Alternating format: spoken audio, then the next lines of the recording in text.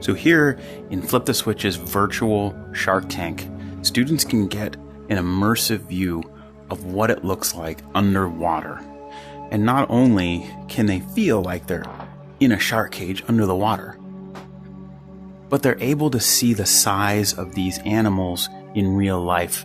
The blue whale that's passing by is the same size as a real blue whale would be. They can understand scope.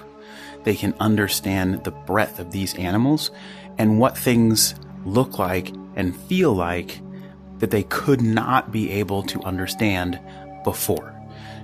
In order to understand the size of a blue whale, you have to be able to see it and stand next to it, which is something that most people can't do. In order to be able to see an orca under the water and how large they are, you need to be able to be under the water or have that opportunity, which most people don't. So virtual reality allows every student that has a headset to be able to experience all that these animals have to offer.